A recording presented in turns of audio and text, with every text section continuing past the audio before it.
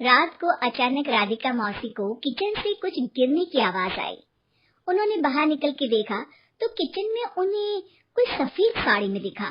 वो चीख पड़ी, हे भगवान, आलतू जलालतू आई बला को टालतू, आलतू जलालतू आई बला को टालतू। राधिका मौसी को चीखते सुनकर श्रवण बाहर आता है भागते हुए। अरे माँ, क्या हुआ?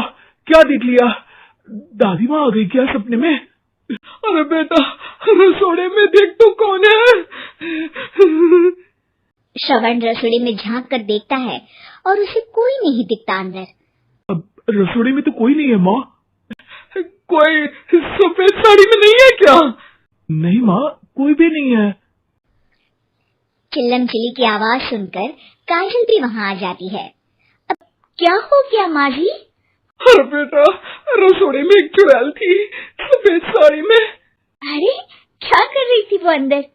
अरे बताया नहीं, कल आएगी ना तो पूछ लूंगी। चुड़ैल जी, आपका क्या प्लान है? माँ जी, रात बहुत हो गई है, आपने कोई बुरा सपना देखा होगा, चलिए सो जाइए। राधिका मौसी सोने तो चली जाती है पर उनको रात भर नींद ही नहीं आती। वो कुछ भी उलझुल बातें सोचने लगती है। कहीं चुड़ैल की वजह से तो घर में टेंशन नहीं हो रहा, कहीं उसी की वजह से तो वो दादी नहीं बन पा रही। सुबह जब राधिका मौसी रसोड़े में छानबीन करती है तो पाती है कि नींबू का अचार गायब है। चुड़ैल नींबू का अचार ले गई? मुझे तो ठीक नहीं लग रहा कुछ।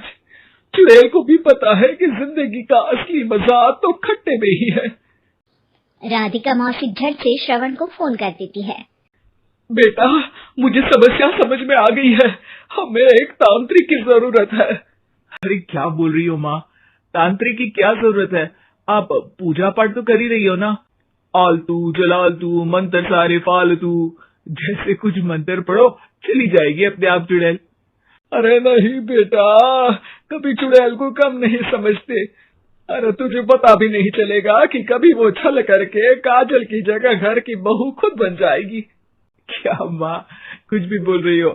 कहाँ काजल और कहाँ चुड़ैल? वैसे एक बात बताओ, काजल को अगर गाने के लिए बोल देना तो चुड़ैल काजल की आवाज सुनकर घर तो क्या, धरती लोग छोड़कर चली जाएगी। तुम ना पढ़े लिखे बच्चे हर चीज को मजाक समझते हो। तुम रहने दो, मैं खुद ही तांत्रिक को बुला लेती हूँ। अच्छा सुन, शाम को इमली लेके आना। क्या है कि चटनी खाए बहुत दिन हो गए है ना? नहीं माँ, इमली तांत्रिक से ही मंगवा लो ना, आटा वगैरह भी उसी से पिसवा लेना। देखो मुझे काम करना है। श्रवण रात को कई तरह की सब्जियों के साथ माँ के कहने पे चटनी के लिए इमली भी ले आया था, लेकिन राधिका मौसी के दिमाग में अलग ही फिल्म चल रही थी। उन्हें अब सिर्फ शक ही नहीं यकीन होने लगा था कि शायद चुड़ैल ने श्रवण पर अपना जाल बिछा दिया था, जिस वजह से श्रवण उनकी बात ही नहीं मान रहा था। पर कोई नहीं, आने वाली रात में राधिका मौसी खुद तैयार हो गई चुड़ैल को पकड़ने के लिए। रुद्राक्ष की माला, तुलसी का पत्ता, हनुमान चालीसा सब हाथ के पास ही था, बस चुड़ैल का इंतजार था। और जैसा राधिका मौसी ने सोचा था वैसा ही हुआ। वो चुड़ैल उस रात भी आई, पर वो राधिका मौसी से तेज निकली और राधिका मौसी के उससे पकड़ने के पहले ही वो भाग खड़ी हुई। जरूर बहू पे साया है उस चुड़ैल का, तभी तो श्रवण के कमरे में गई है। और अगली सुबह राधिका मौसी पिछली रात हुए हमले में किन चीजों का नुकसान हुआ उसका हिसाब लगा रही थी। उनके खेमे से एक आम के अचार की शीशी भी गायब हो चुकी थी और वो इमली भी जो कल श्रवण लेकर आया था। राधिका मौसी इस बारे में सोच ही रही थी कि श्रवण जल्दी से रसोड़े में आकर दवाइयों की पोटली ढूंढने लगता है। अरे बेटा, क्या हो गया? अब माँ, वो काजल की तबीयत खराब है, बहुत घबराहट हो रही है उसे। भगवान, मैंने पहले ही कहा था कि तांत्रिक को बुला लेते हैं, पर नहीं। अब देखो, उस चुड़ैल ने काजल को अपने वश में करना शुरू भी कर दिया है। हालांकि श्रवण भूतों में विश्वास नहीं करता था, पर अब वो भी डर जाता है और राजी हो जाता है एक तांत्रिक को बुलाने के लिए। कुछ ही घंटों में तांत्रिक आ जाते हैं और राधिका मौसी तांत्रिक जी को सब बता देती है। घोर संकट, घनघोर संकट, चुड़ैल को मारू जोर चाकट, ओम हट स्वाहा खटखा के आहा। अरे ये क्या मंत्र है? मेरे खुद के ओरिजिनल मंत्र है, कल रात को ही लिखे हैं, अच्छे लगे तो दाद चाहूंगा। एक और मंत्र सुनो, अर्ज किया है आब्राकडाब्रा दिल्ली बम्बई आगरा, चंदा मामा सोवरले सुरन मामू जारा। ये मंत्र है? अरे कोई 40 वालीसा पढ़ो ना। वक्त कम है, 40 नहीं पड़ेंगे, 20-25 में काम चलाना पड़ेगा। अलग निरंजन जाके लंदन, मुफ्त का मंजान घिस मेरे लंदन। अरे जल्दी करो तांत्रिक जी, जल्दी करो। तांत्रिक अपने उल झलूल मंत्र पढ़ने लगता है। श्रवण को तांत्रिक पे शक होता है। वो अपने एक डॉक्टर दोस्त को कॉल कर देता है ताकि कोई अनहोनी हो तो इमरजेंसी में चीजें मैनेज हो जाए।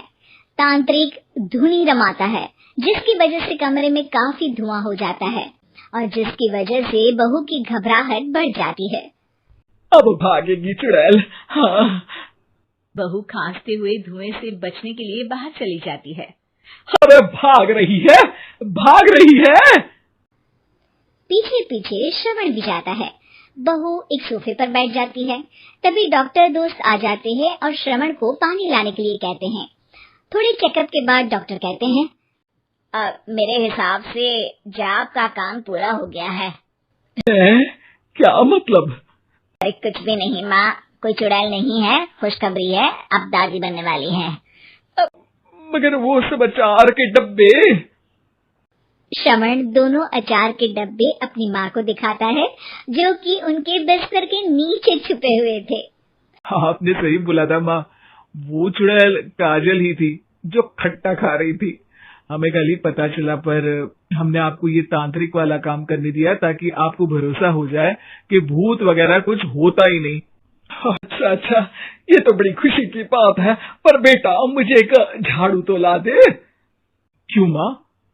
ये तांत्रिक का भूत उतारती हूँ मैं। अब तांत्रिक राधा मौसी के डर से घर से भाग निकलता है और राधा मौसी उसके पीछे भागती है।